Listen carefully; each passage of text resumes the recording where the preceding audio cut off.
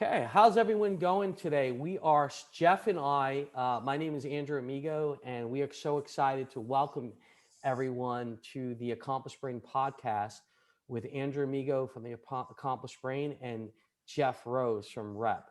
So we are so excited to share so much stuff about the brain and what we're doing with our course, software, rehab, and just giving people so much information to help them.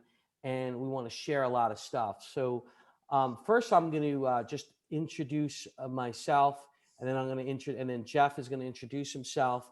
And then we have a great topic of neuroplasticity that we're going to talk about today. So, my name is Andrew Amigo, and I am the founder and owner of the Accomplished Brain. I've been in alternative health for now going on my 20th year. And I specialize in rehabbing complex neurological conditions like concussions, traumatic brain injuries, strokes, Parkinson's, movement disorders, balance disorders, kids with ADHD, kids with special needs, autoimmune conditions. So with Jeff and we have developed our own course teaching practitioners the work that we do called Core Concepts in Functional Neuroscience. And also, in addition to that, I have just developed a revolutionary software for brain injuries for practitioners for them and their clients. We have 6 brain programs. We have 2 virtual reality, a virtual reality, vestibular virtual reality eye program, a 2D eye program, a breathing program, a visual motor imagery for dyslexia, chronic pain, famine pain, and a sound program. So, and with the uniqueness of this software is that the software is built in Unity, all the brain programs, and the software, the other part of the software, the dashboard sits on Oracle's cloud. So it's unbelievable. And on the dashboard controls all the settings. So the practitioner has the flexibility to design a very customized program, move the data over to the phone, which we're on Apple, iOS, and Android. We have an app with 6 brain programs, and all the clients have to do is log in to press play, and they have a very customized program. So I'm excited to share so much information, and I'm excited to do this podcast with Jeff. Jeff owns his own gym. Jeff does sports training. He does physical rehab, and he does neurological rehab. Jeff is he's an outstanding person. I'll share that. He's a great, caring, energetic person, and he's an outstanding practitioner, always learning, very smart, very caring, and he gets really good results. So I want to let Jeff introduce himself as well. Sure. So my name is Jeff Rose. I'm the owner and founder of Rep Athletics in Larchmont, New York. I'm a posturologist as well as a neurotherapist. I've had 8 years under an osteopathic curriculum, 5 years under Andrew Amigo at the Accomplished Brain, and I'm also certified as a brain coach from the Amen Clinic. And one thing we're going to talk about today is the concept of neuroplasticity, which by definition of the Webster's Dictionary is the brain's ability to change and expand over time through demand.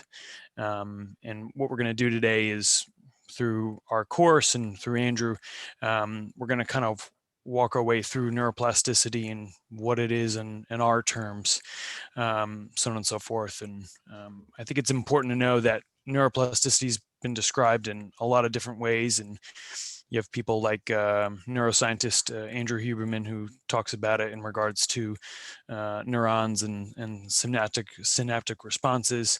But I think Andrew has really dialogue this out in a really interesting way of what neuroplasticity is at a molecular level. Okay, great. So yeah, I wanted to thanks, Jeff. I think that was very well said, and that was really good. So what I want to do is share in deep terms, but then in very simple terms of really what's going on in neuroplasticity, and look and explain and I'll explain what our therapy really is all about. And when you can explain that, it's pretty amazing. So I'm going to take in, and Jeff, this is okay for us to share our screen. For sure. Okay. So I'm going to share this screen, and this is from our manual from our course. And I want to first talk about what's happening. Let me go into this. Let me go. Oh, here we go. Okay. So what happens in a nerve is the nerve, it's really interesting, is the nerve has energy inside and outside the cell, right? And what happens is usually there's sodium so there's potassium that sits outside the cell, and there's sodium. I mean, the potassium is inside the cell, and that's your K, right? And then there's sodium that's sitting outside the cell. And what happens is you have depolarization. And what the depolarization means is the way the nervous system reacts is you have a receptor, right? Like an antenna, like an electrical, and that when you get an activation, a neuron gets activated, right? They'll have that will cause an electrical charge or energy, and that causes the um, sodium to go into the cell and the potassium to come out of the cell, right? Mm-hmm. And what happens is up here, you'll see that when the nerves fire at an appropriate rate, they rest, right? They come down to a resting stage. And when they fire, they get to like 100. The neurons start to fire, they last a bit along, and then they die out, right? And then they come back down to a resting level. What happens when people have some kind of abnormal firing, or some kind of, like, they get like a head injury, whether it's a traumatic brain or a concussion, they start now to, it's very difficult for those neurons to get back to a resting state of negative 65. So that means that you see how nice and then when it fires up, and then it lasts a little bit, and then it comes back, and then it finally, comes back, it dies out, and then it comes back to rest, right? Well, when you have these head injuries, they alter the firing and they alter the ability to come back down to a rest state. So what happens is the neurons are always at this heightened state of very close to threshold of firing. And when they're very close to the threshold of firing, right, they will fire very rapidly and then die out very fast, and they fatigue, right?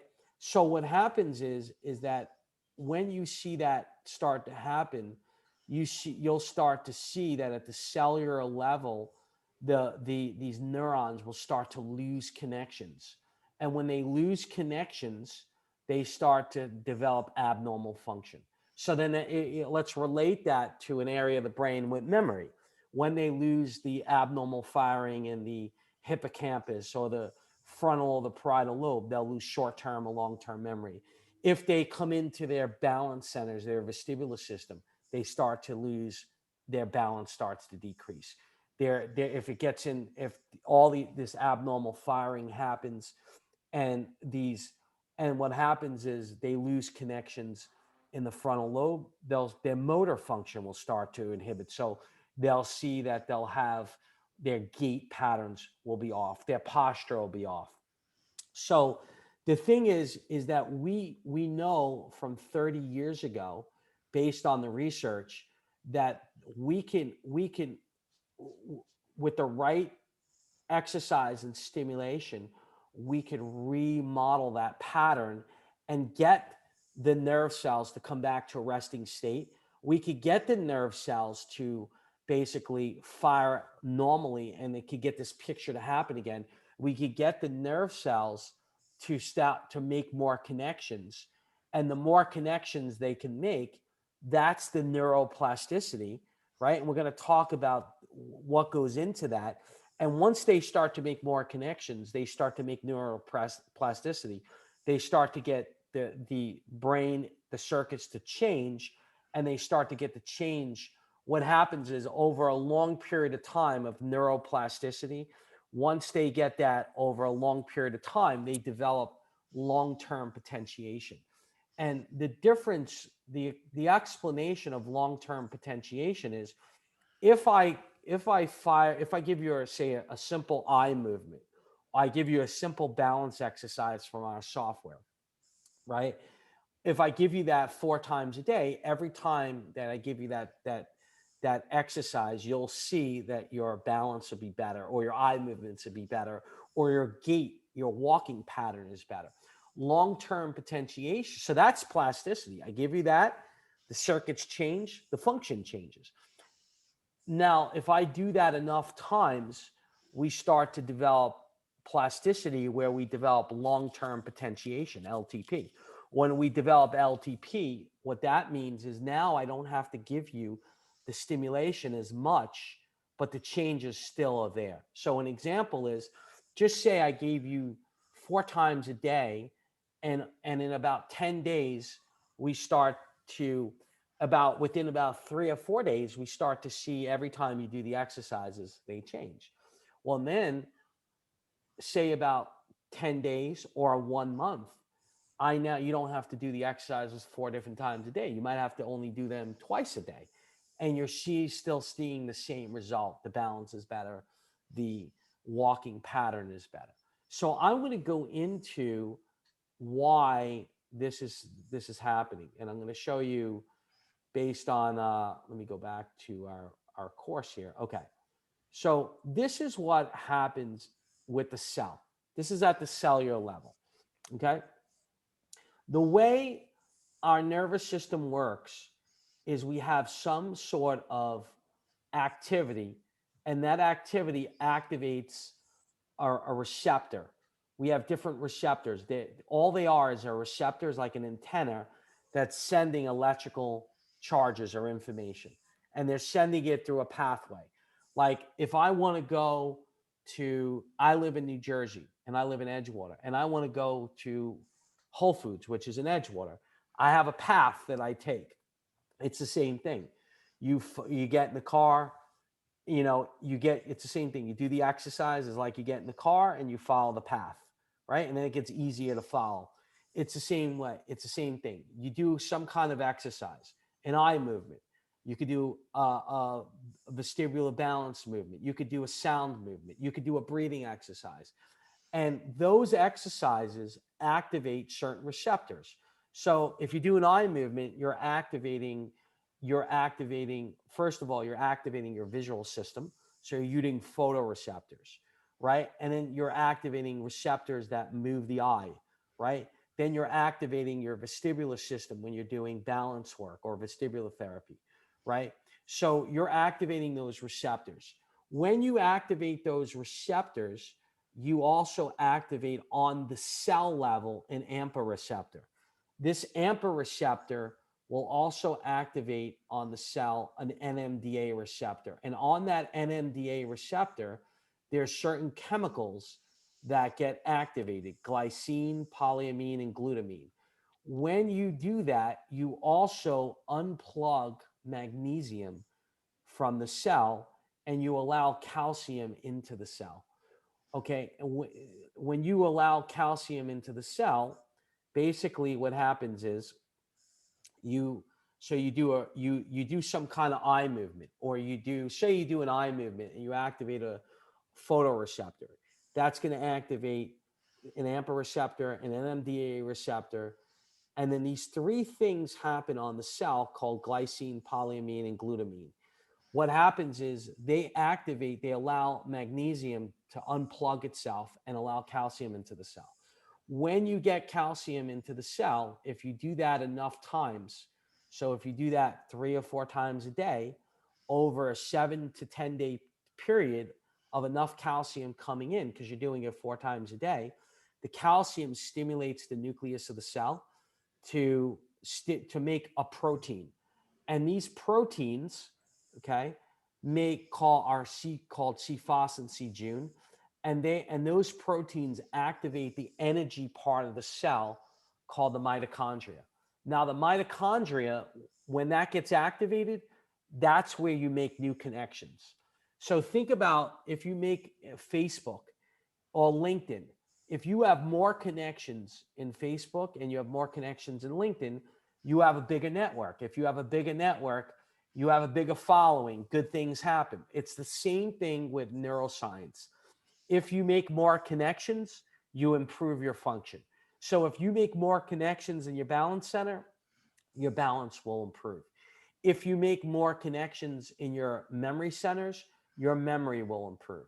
If you make more connections in your frontal lobe where your motor pathways are, your movement is going to get better, and and your gait will get better, and you'll, if you make more connections in your cerebellum, the coordination of your movements will get better. If you make more connections in your inner ear vestibular system, your posture will improve, your balance will improve, okay, and your gait will improve.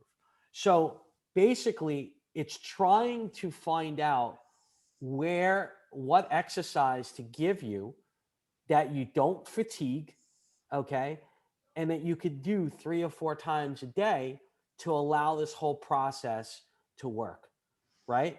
Now, the mitochondria can also be supported from a nutritional standpoint. So let's talk about that. So, fish oils, omega 3s will help, B vitamin will help, CoQ10 will help, okay? Glutathione will help. What's a precursor to make glutathione is a simple supplement called NLC-cysteine.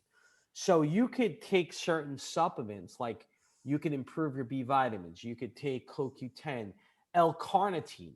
So B vitamin, L-carnitine, CoQ10, and NLC-cysteine, which makes glutathione, all will help the mitochondria from an energy, from a nutritional standpoint. And then if you give the right exercise or the right stimulation in the right area, and you do it 3 or 4 times a day, every 7 to 10 days, you'll start you'll start to have the mitochondria start making more connections. And every, say, 2 to 3 weeks, you'll be able to get those changes to stay with less stimulation. So say in 3 weeks, 4 weeks of doing that, right? Of doing the program simple. And the program might take you 2 minutes, but you do it 4 different times a day: 1 o'clock, 4 o'clock, 7 o'clock, 9 o'clock, right? You just do your simple program. You work with someone like Jeff and I who could give you simple exercises. We have a software that you could use we're going to show you on this, and we'll continue to show you how some of this works.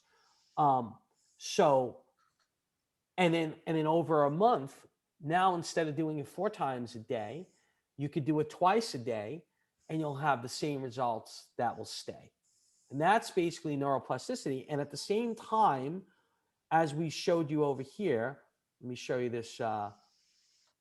We'll show you over here. This picture starts to go from this abnormal firing, right, to this, back to this picture of the nerve cells being able to get down to rest and actually firing normally.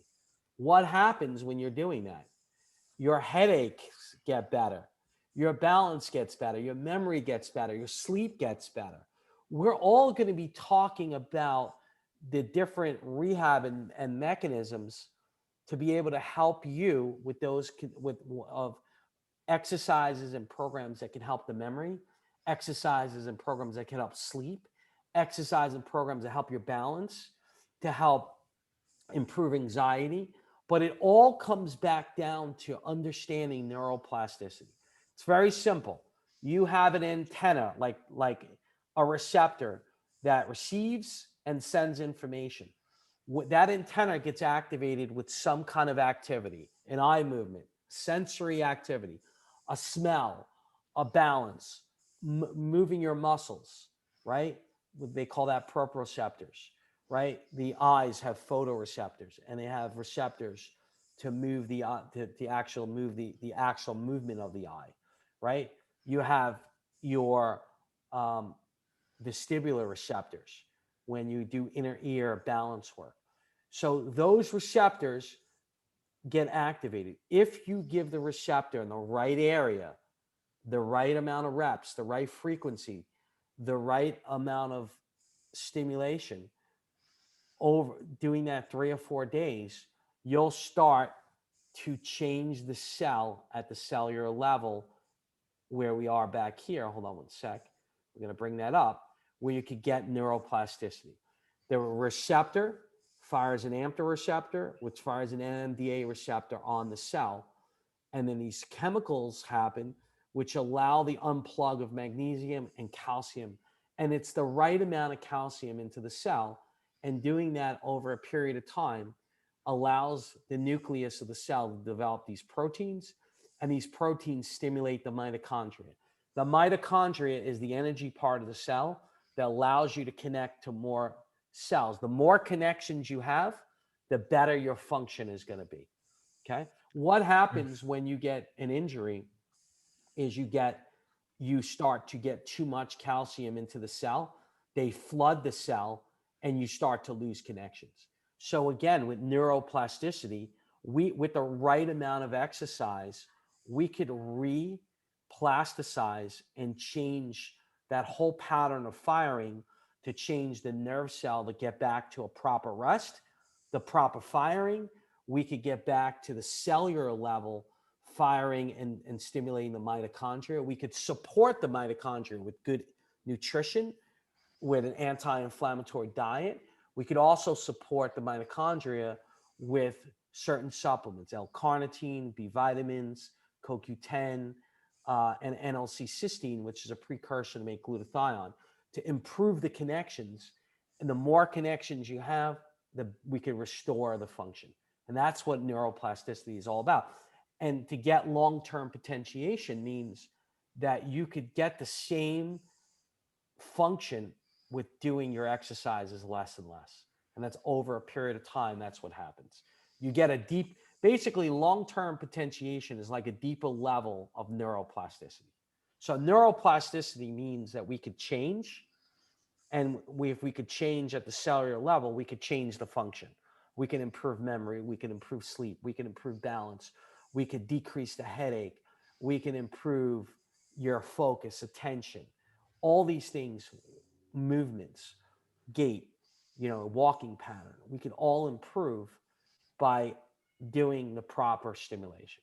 Now, I want to show you our software on some things that we can do with the software that we could put right onto your phone. So let's go and say somebody has a problem with their eye movements, and we want them to track their eyes better. Okay. So we're gonna fire up my software.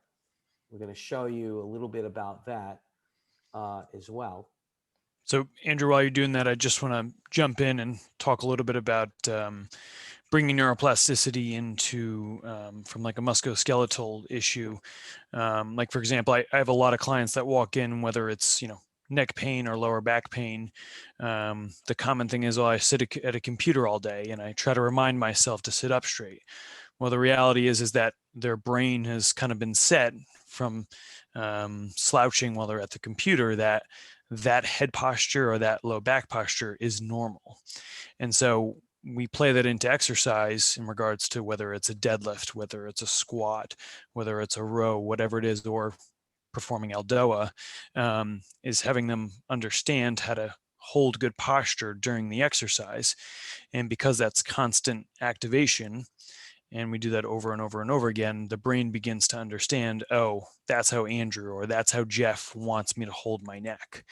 And so when you talk about, long-term potentiation, that can never be accomplished from working out 2 times a week with a trainer. We give everybody homework, and 100%. homework, right, by doing things on your own and doing things the right way is the only way that's going to reinforce. And it takes time. And I think that's always one of the hardest things to understand is there's no magic pill for something like this. It's something that has to be practiced over and over, and exactly to your point, at the appropriate rate or at the appropriate frequency. Yeah. So let me take that question. That's a great question and answer. So yes, when you're if clients sit all day, right? And their posture is X, and then you want them to get their posture better. So the fact is that they have this job that requires them to sit. So they're going to have to do. So then what happens is the brain is getting used to this pattern of them Hmm. sitting, and then the brain is based because you just think about this. If you think about the brain is controlling everything we do. So just think about this that I can have, say, an example is I can have somebody um, do something to my hand, and my hand, I could, say I hurt my hand or I sprained my wrist, but I could still move my hand. But if I took the motor strip, like so in the brain has a representation of different body parts, Hmm. and somehow the body part that basically represented the hand, right, was the brain was affected up in the brain in the motor strip or the sensory or motor strip. The hand now would be like this, it would be flexed. And I don't care whatever you're going to do, you're not going to open up that hand unless you open that circuit. So what the point of it is, so you're not going to be able to use that hand, right? So if you have a sprained wrist, right, you could still move the hand and use it, and it might be a little bit of painful. So the point of the matter is that the brain up top is controlling everything, and all the function is coming from the brain. So, yes, there are times that you're gonna in rehab, you're gonna work that specific muscle in that area, but you also have to be cognizant of the brain.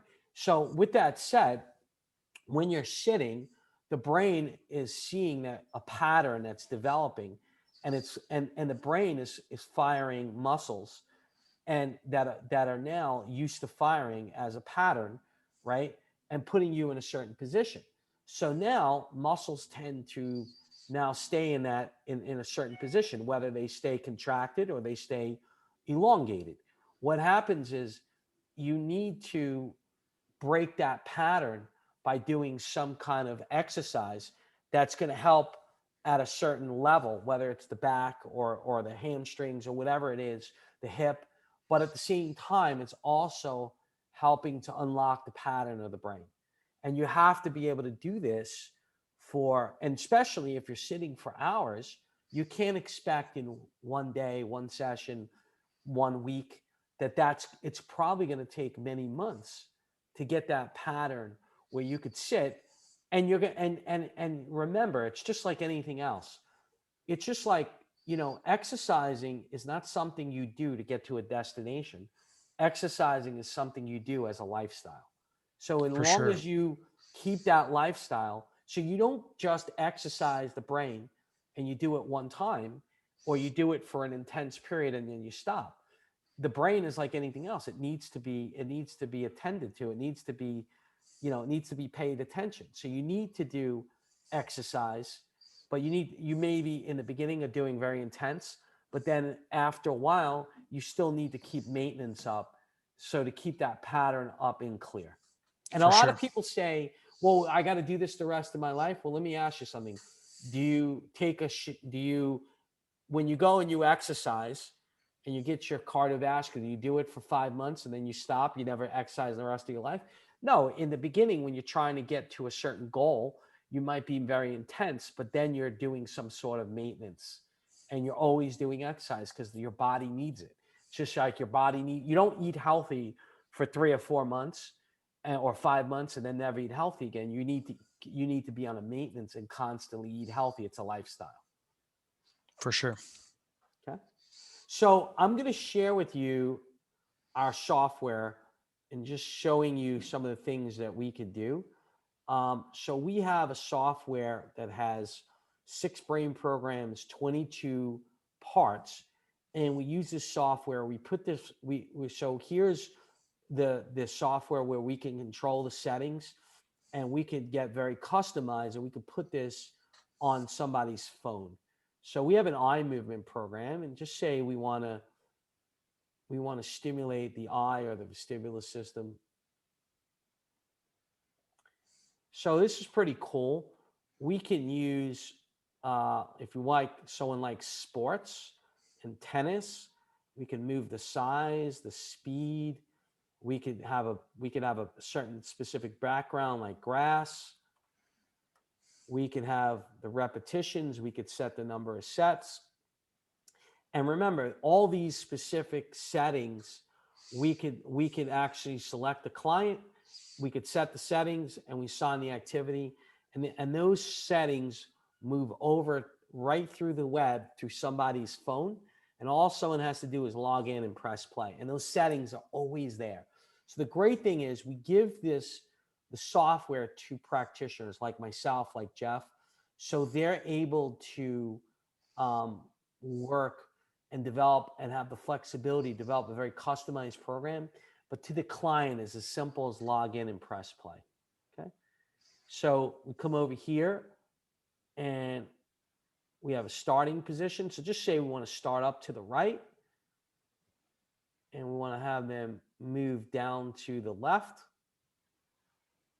And they just press play and they watch the tennis ball. They have the grass background, the size of the target. They follow the ball. This is a tracking exercise. This is very good for correcting someone's head tilt. Which will help their balance.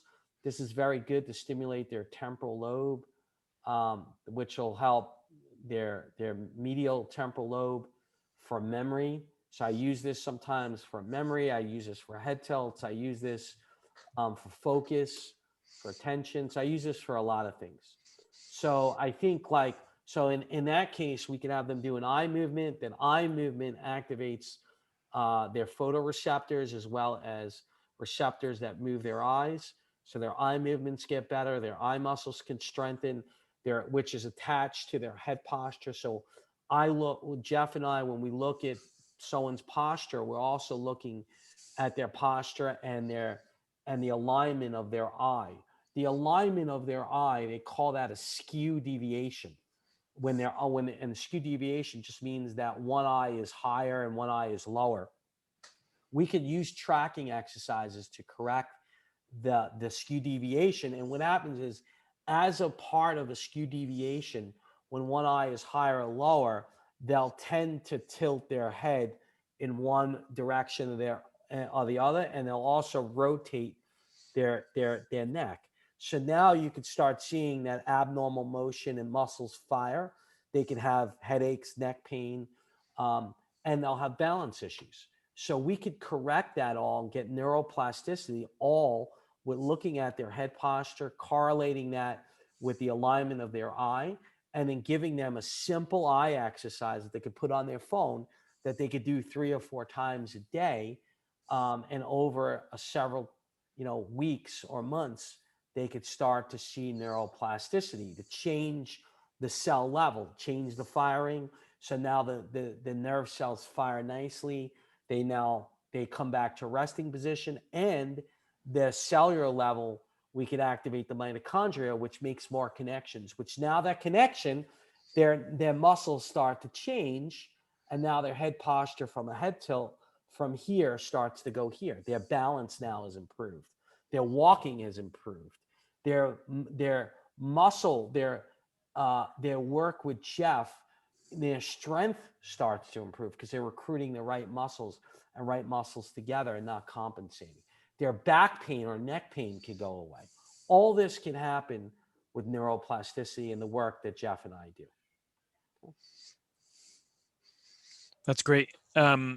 Real quick, Andrew, before we wrap up, one more thing I wanted to kind of put out there is, obviously nowadays there's a lot of talk with mental health and all that stuff, and I'm sure we're going to cover some of those topics in a later date. But in regards to neuroplasticity and something like PTSD, right? So they say for someone who's suffering from post-traumatic stress disorder, there's a trigger, right? Something comes up in their life and all of a sudden that sets them off.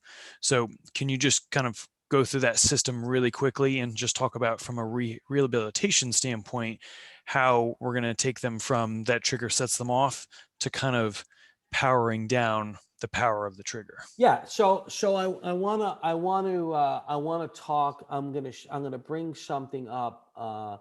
If it's okay, I'm gonna bring two things up from the two pictures up from the one from our course, and another I want to bring up this picture from the from a neurological book, if that's okay with you. Sure. So this is going to be really cool. I think they'll really enjoy this, because we're also going to do we're going to do on mechanism based therapies. That's how we kind of look at it, and we're going to do mechanism versus evidence based, which the mechanism, which we're going to have a whole topic on mechanism. We're going to share different mechanisms, and basically out of the outpost of the mechanism becomes the evidence. And we're going to go into a whole podcast about this, but this is going to be, they're going to love this, because I'm going to show this picture. This is a really snapshot of the picture that I'm going to show. That is going to be tremendous. Let me see. I got it right here. Yeah. 18. Okay. Yep. I got it right here. This is going to be tremendous, this picture. Here we go. Okay. So watch this picture here, and then we're going to go back into our course as well. So we're going to show this picture. Oh, I got my course here. This is great. Okay. So watch this. So if you can look at this picture, you have the limbic system, which is the emotional brain, right? If you take the frontal lobe, and the inside of the frontal lobe, the frontal and the temporal lobe, the inside is where your limbic system, that's your emotional brain. A big part of this emotional brain, especially with the PTSD that gets activated, is an area called your amygdala, right? And that's an area, you could say amygdala, but I mean, it's really pronounced the amygdala. So what happens is the amygdala gets activated with a lot of times with people with fear, right? So I wanted to share that, and that obviously has a bidirectional control over the limbic system, the emotional part of the brain. Well, key to therapy is, there's a couple things I want to go back to. So let me go back to the front. Let me go back to my course, and I want to show a couple things in our course, okay? Because this is really some cool stuff. Oh, no, share screen. Let me go into our course. Hold on one sec. All right. While you're bringing that up, Andrew, you're bringing up the amygdala, and obviously in that picture too, it also shows the connection to the hippocampus, which is where the memory centers are. exactly. So, right. A trigger is something that's going to set off, right, a prior memory. Right. So watch this. So what we do, and this is why we're mechanism based. Okay, this is really cool. So let me bring this up. Concepts, course.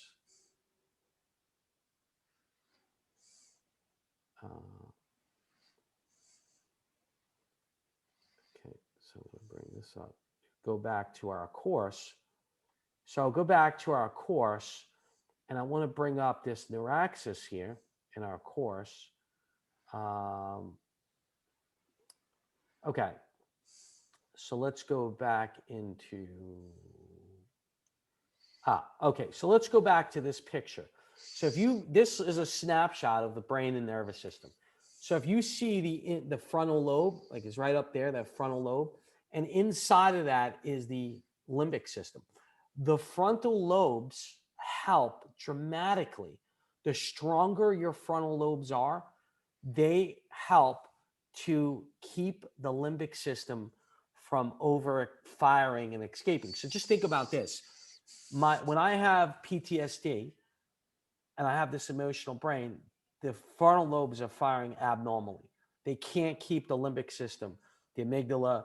So what happens is there's another area of the limbic system called the anterior cingulate, which can get activated with eye movements. So that eye movement called a tracking, so we could use a smell, or we could use a tracking exercise, or a saccade, a still target, which we'll talk about that later on, different types of eye movements. But that tracking movement can activate the temporal lobe, the occipital lobe, but it can also communicate with the frontal lobe. And the more we can get that, and also that tracking will can activate, because it's eye movements, can activate the anterior cingulate, which can all help calm that amygdala and limbic system down, as well as using different types of smells.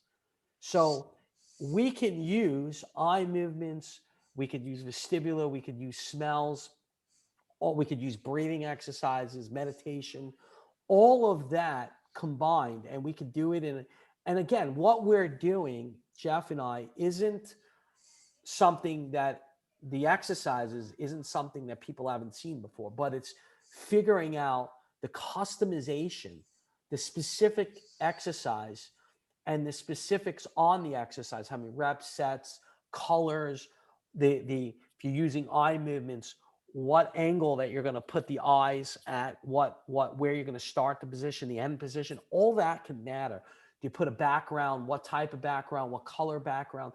All those specificities are very, very important to the customization. And the customization, we could figure out that's the unique thing, that specific customization for that client, put that right on their phone, and we can help dramatically help those people with PTSD dramatically.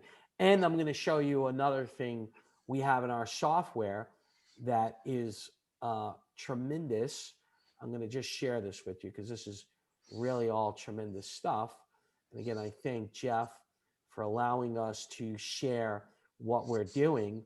But we have a breathing program which can help stimulate the vagus nerve and the parasympathetic system that will further calm the nervous system down. Sure. Again, and we could put this breathing program here. We'll just show this a little bit what we have. Could put this on their phone and they could do this all day long. And over a time period this year, we're going to be putting meditational music into our sound program, and we're going to integrate that into the breathing program. But you could do this. You could have an inhale. You could have an exhale. And basically, we could put the settings on, and as simple as, let me just share this, as simple as all they do is they have the time and accuse you breathing. And we can use these programs very simply to help stimulate the parasympathetic system, to help calm the nervous system down, and to help with PTSD. Sure. And I think it's important, if we refer back to that diagram you brought up, there's an indirect connection then to the brain stem, where you have the vagal nerve, and through something like a breathing exercise, you're essentially can go through that pathway in order to affect the function of the amygdala. Yeah, let's talk about that as well. So I'm going to bring that up right over here with that diagram with our course here. So finish course.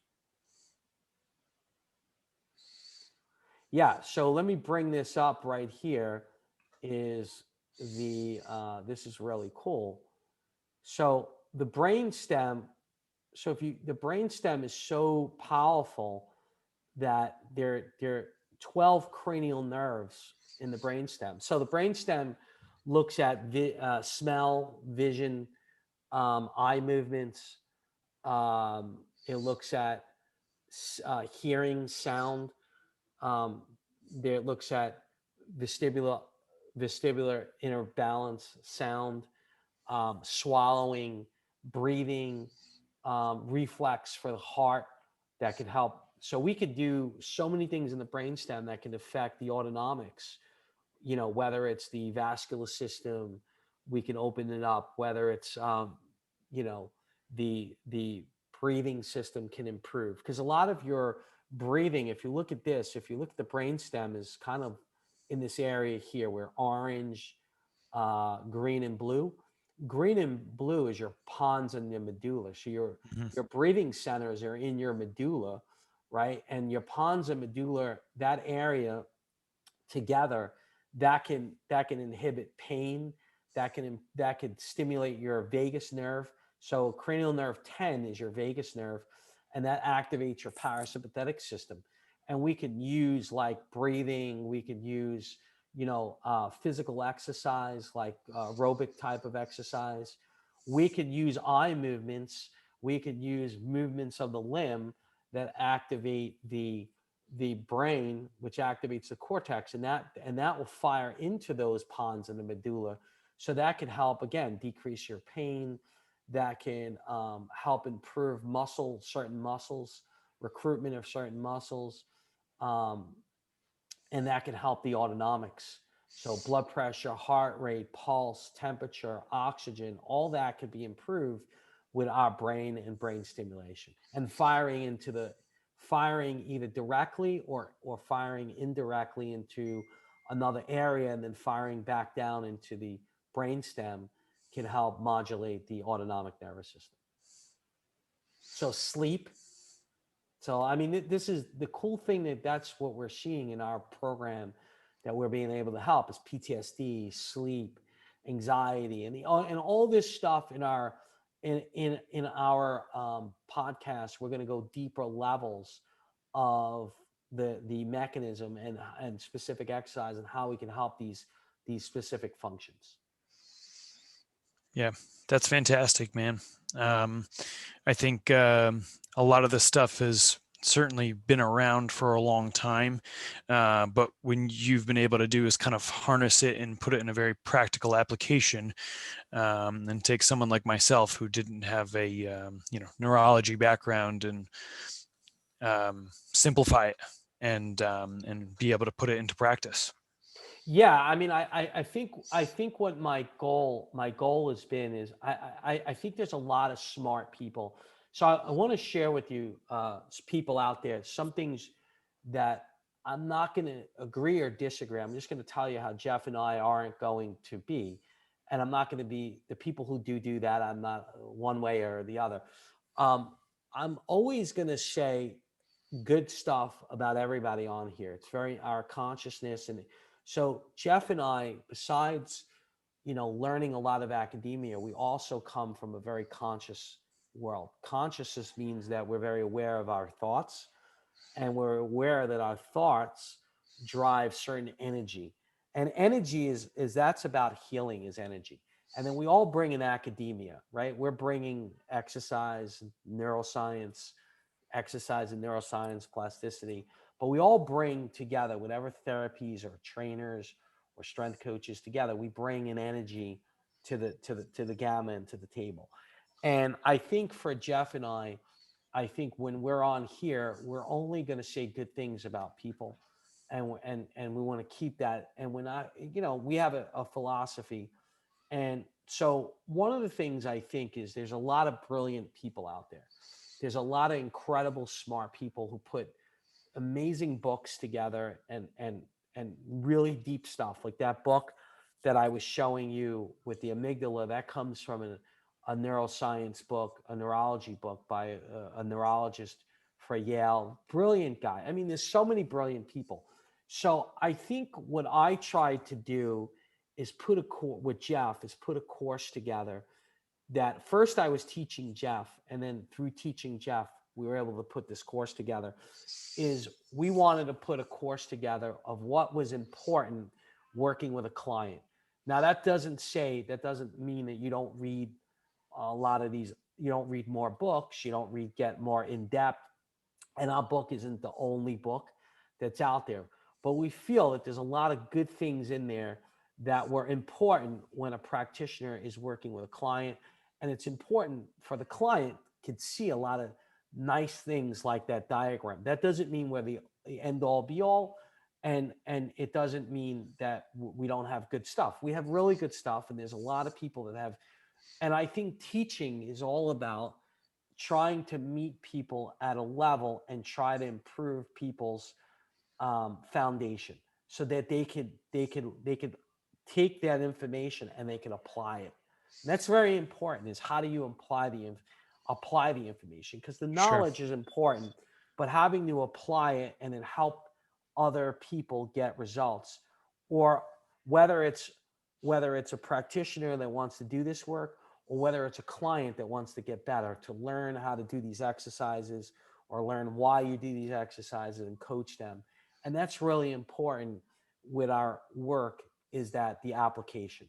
So we tried to put something together that was complex, but yet we try to simplify it in a way that practitioners can, come and learn this stuff, and they can get the results with their, and they can help their clients.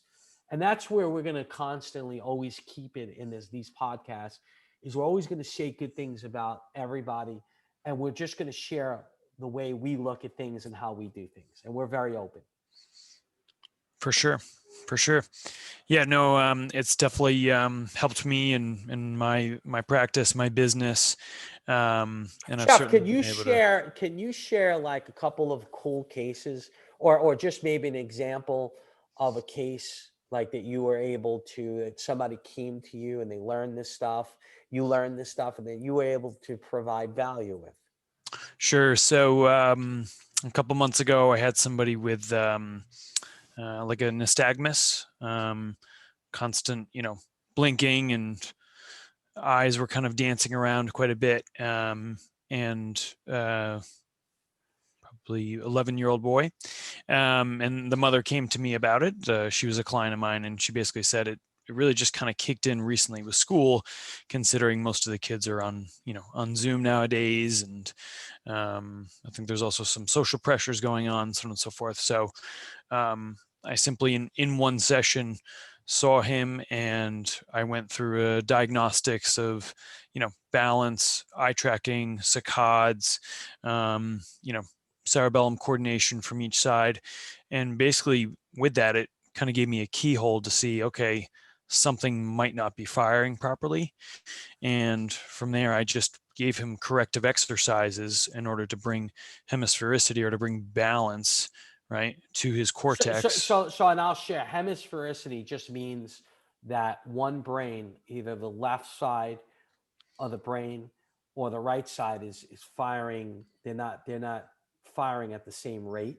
So the left brain, will, a lot of the right-sided movements will control the right-sided movements, vice versa. The Mhm. right brain controls the left-sided movements. And then, with language and speech, there's different things, right and left brain. So a lot of times we're looking at it to see if there's one brain that's off, and we're trying to give exercises. Sometimes, a lot of times we give exercise on both sides, and then maybe we give exercise on one side a little longer to kind of to create a balance, or help the body to heal itself to create a balance. For sure, for sure. And so, basically after some cerebellum coordination, one head movement, one eye exercise, and then some breathing patterns. The mom was insistent that I saw him the week after, even though I said we could probably give it a couple weeks. And I'd say probably his nystagmus, his amount of blinking and eye flaring went down about 2/3 in 1 week. I saw him one more time, that next week. And the mom has felt great about it since, and he hasn't had any issues since. So he was, that is the key. He did his homework 3 times a day. That's the neuroplasticity. Right, So right.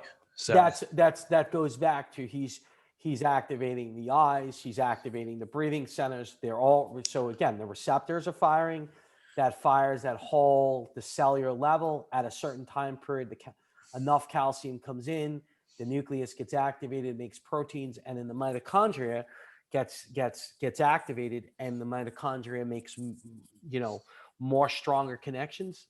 Over a period of time, this happens. Over a period of time, the function improves. for sure, for sure. So That's a classic example of how he was able to change the firing of the nerve, change the cellular level through simple exercise, and then get neuroplasticity. It's real simple. for sure. Yeah. And here's the other thing, how Jeff he owns a gym. He's able to train the mom. And now through his relationship with the mom, he was able to add more value with that client, because now she was very concerned about that eye blinking, the nystagmus, his focus, attention, all that stuff. And now Jeff was able to come in there and then become much more valuable to his client. And now they're looking at him not only are from the physical exercise for my health, but now the neurological component, and especially for his son, So now he is now, when his referral list comes out, the mom is not just thinking about Jeff as the health and the training, but also the neurological component, that she might know people that could that Jeff, other people that Jeff could help. Definitely. Definitely. And Jeff's now opened up now whole new opportunities into his business. Absolutely. Yeah. So I've been studying under Andrew for over 5 years and have really kind of started practicing about 2.5 years ago. And it's been a huge opportunity for me, both in the general population world, but also in the sports world. I coach high school basketball and youth football, and it's been a huge part of my my growth as a coach as well. Yeah, and I'll say this about Jeff. Um, any practitioner, whether it's whether it's someone who's into osteopathic like Jeff, um, physical therapist, chiropractor, acupuncture, occupational therapist, your naturopath doctor. It's just like anything else. It's just, I'm to share with you guys on the podcast. Yes, I've developed a course. Yes, I'm developing a software. I'm always reading and studying. I'm always reading and studying, because I think the more that I understand how things work, and we're going to talk about this in mechanism, we're going to do a podcast on mechanism-based therapies. The more you can understand things, it's kind of like if you were a basketball coach and you first started your first 5 years, you're running the same system, but now you take your 15th year or your 20th year into coaching, that same system and the same similar plays, you're looking at that in just a little bit differently because of the experience that you have, because your experience improves your foundation. So in our world, we might be our experience with cases, and then our experience just going over the information and studying. So I'm always kind of learning, trying to look at what we're doing and just kind of getting a more deeper level of it allows us to become, the more we have a good foundation, the better our creativity could be. The more we could think about a case and think this, maybe this could work. And that's what we want to, we're very much free thinkers, and we're very creative. And I think it's based on reading and science that's out there, and really good consciousness and energy. And that's what we're trying to bring to the table. For sure. So great. So I think that wraps it up for our first podcast. Andrew, thanks so much for sharing everything on your knowledge of neuroplasticity, and we talked about hemisphericity and all that stuff. So that was awesome, man. Great job. And looking forward to next time. Well, thank you, Jeff. Thank you also for the value. Thank you for your own experience. And also thank you for working with you. Jeff is a great guy. I think anybody who is striving to do any type of work, and Jeff really put a lot of time into it, and just is a pleasure to being able to teach. I'm very grateful for that opportunity, and also grateful to develop a friendship with him and work with him on many fronts. He's just a great guy, great energy, and he does a lot of great work with his clients, with his regular clients, and with his athletes. Thanks, man. I appreciate that. And right back at you. Thanks. All right. And we look forward to our next podcast with you guys. Thank you with the Accomplished Brain podcast.